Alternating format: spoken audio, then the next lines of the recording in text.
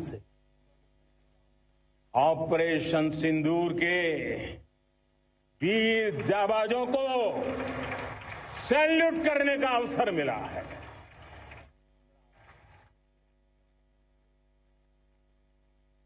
हमारे वीर जाबाज सैनिकों ने दुश्मनों को उनकी कल्पना से परे सजा दी है।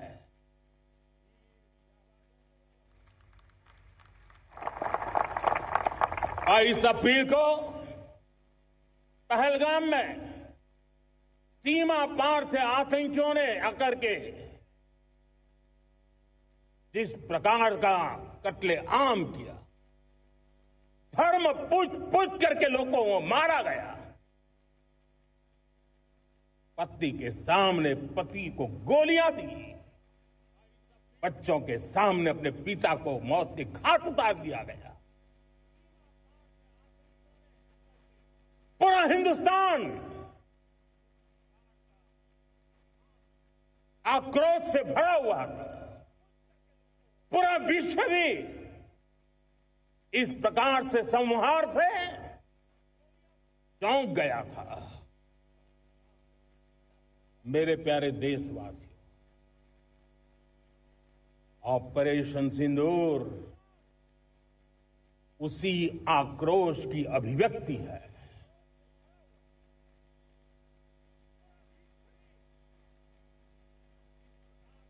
22 तारीख के बाद हमने हमारे सेना को खुली छूट दे दी। रणनीति वो तय करें, लक्ष्य वो तय करें, समय भी वो चुने।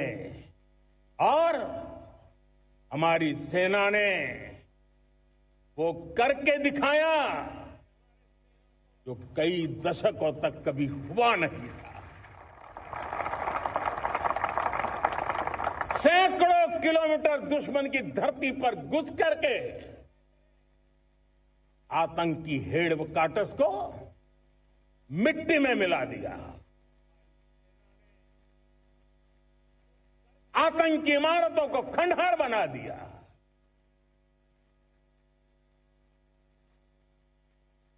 पाकिस्तान की नींद अभी भी उड़ी हुई है।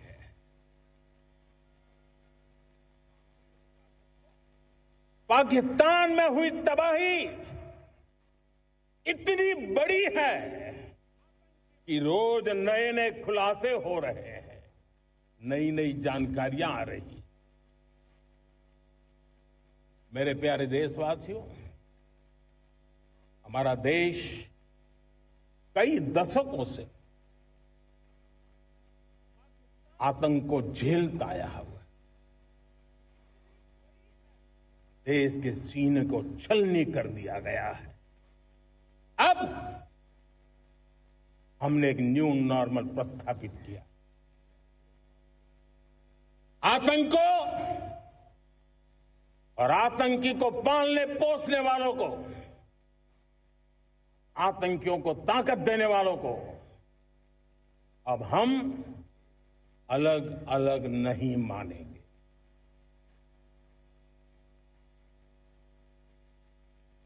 वो मानवता के समान दुश्मन है, उनके बीच कोई फर्क नहीं है। अब भारत ने तय कर लिया है कि न्यूक्लियर की धमकियों को अब हम सहने वाले नहीं हैं। न्यूक्लियर ब्लैकमेल लंबे अरसे से चलाया, अब वो ब्लैकमेल नहीं सहा जाएगा।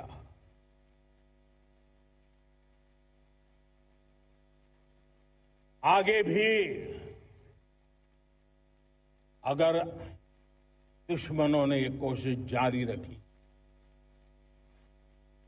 हमारी सेना तय करेगी, सेना की शर्तों पर, सेना जो समय निर्धारित करे उस समय पर सेना जो तौर तरीके तय करे उस तौर तरीके से, सेना जो लक्ष्य तय करे उस लक्ष्य को अब हम अमल में ला करके रहने वाले हैं। हम मुंह तोड़ जवाब देंगे। मेरे प्यारे देशवासियों, भारत ने तय कर लिया है, खून और पानी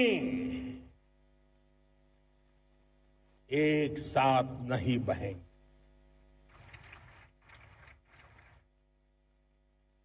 अब देशवासियों को भली भांति पता चला है कि सिंधु का समझौता कितना अन्यायपूर्ण है, कितना एक तरफा है।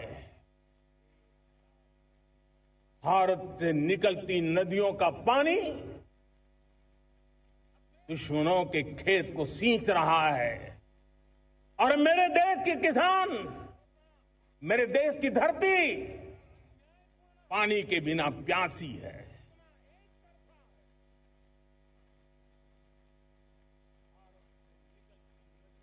ये ऐसा समझौता था जिसने पिछले 7 दशक से मेरे देश के किसानों का अकल्पनीय नुकसान किया है।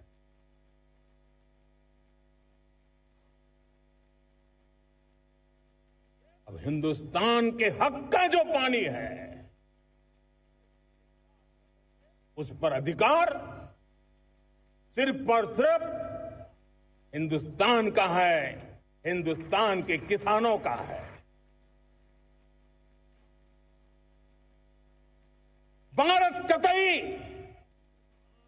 सिंधु समझौते को, उस स्वरूप को दशकों तक सहा है, उस स्वरूप को आगे नहीं सहा जाएगा। किसान हित में, राष्ट्र हित में ये समझौता हमें मंजूर नहीं है। मेरे प्यारे देशवासियों, आजादी के लिए असंख्य लोगों ने बलिदान दी, अपनी जवानी खपा दी, जेलों में जिंदगी गुजारी है, फांसी के तख्त पर लटके हैं। कुछ लेने पाने बनने के लिए नहीं, भारतीय के स्वाभिमान के लिए, कोटि कोटि जनों की आजादी के लिए, गुलामी की जंजीरों को तोड़ने के लिए। और मन में एक ही भाव था, स्वाभिमान। साथियों, गुलामी ने हमें निर्धन बना दिया, गुलामी ने हमें निर्भर भी बना दिया, औरों पर हमारी निर्भरता बढ़ती गई। हम सब जानते हैं, आजादी के बाद कोटि कोटि जनों के पेट भरना बड़ी चुनौती थी। यही मेरे देश के किसान हैं जिन्होंने खून पसीना एक करके देश के अन्न के भंडार भर दिए।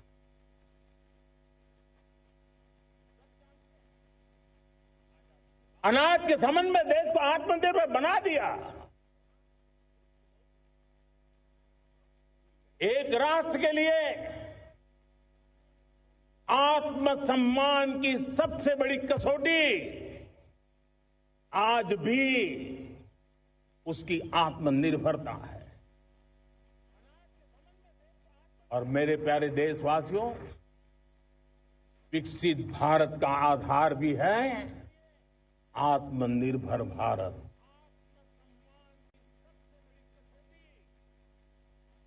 जो दूसरों पर ज्यादा निर्भर रहता है, उसकी आजादी पर उतना ही बड़ा प्रश्न चिन्ह लग जाता है। और दुर्भाग्य तो तब बन जाता है जब निर्भरता की आदत लग जाए, पता ही ना चले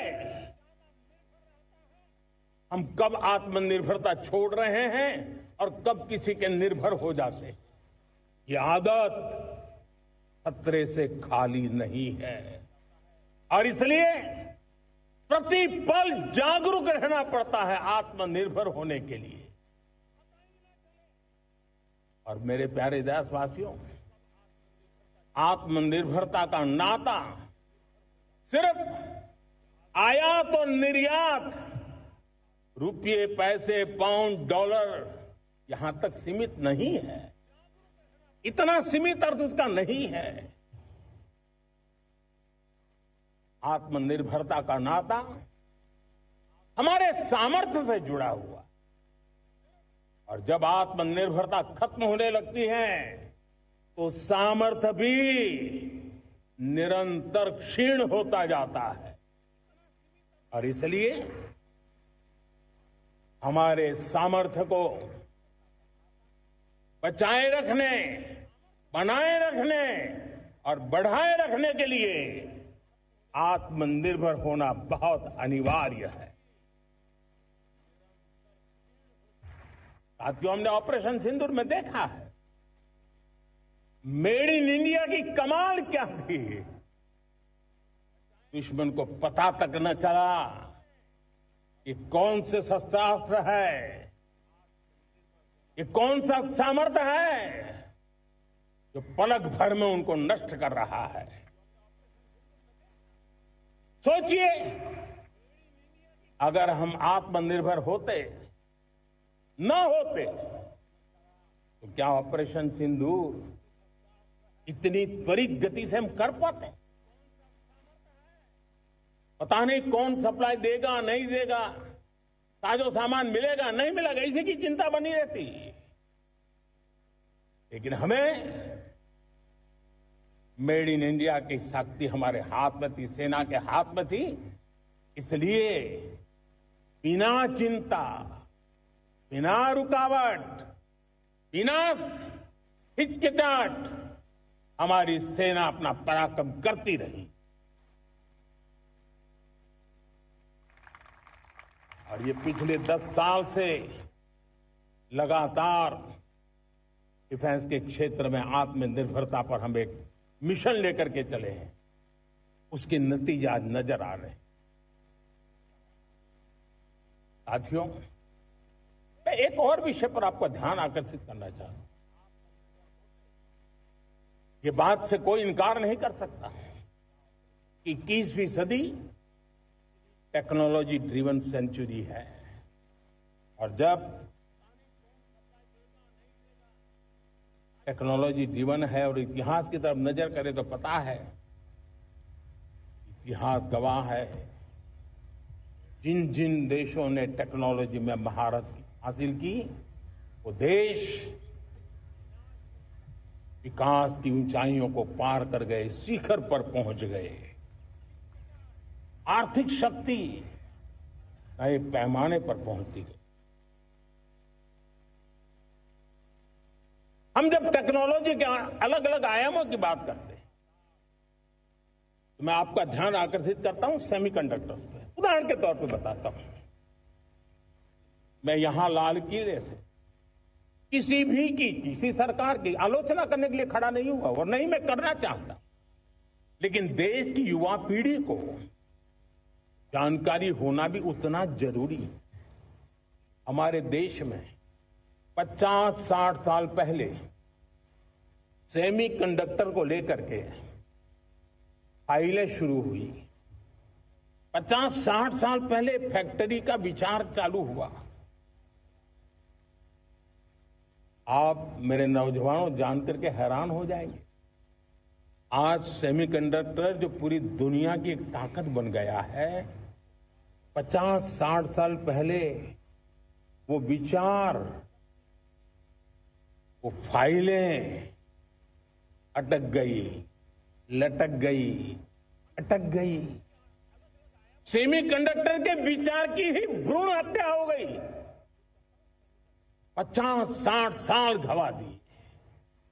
हमारे बाद कई देश सेमीकंडक्टर में आज महारत हासिल करके दुनिया में अपनी ताकत को प्रस्थापित कर रहे हैं।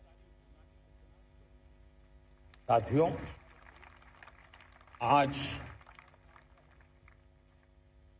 हमने उस बोझ से मुक्त होकर के मिशन मोड में सेमीकंडक्टर के काम को आगे बढ़ा है। 6 अलग अलग सेमीकंडक्टर के यूनिट्स जमीन पर उतर रहे हैं। 4 नए यूनिट्स को हमने ऑलरेडी हरी झंडी दिखा दी है, ग्रीन सिग्नल दे दिया है। और देशवासियों और मेरे खास करके नौजवानों और विश्व भर में भारत की टेक्नोलॉजी की ताकत को समझने वाले लोगों को भी कहना चाहूंगा, इसी वर्ष के अंत तक मेड इन इंडिया, भारत की बनी हुई, भारत में बनी हुई, भारत के लोगों द्वारा बनी हुई मेड इन इंडिया चिप्स बाजार में आ जाएगी।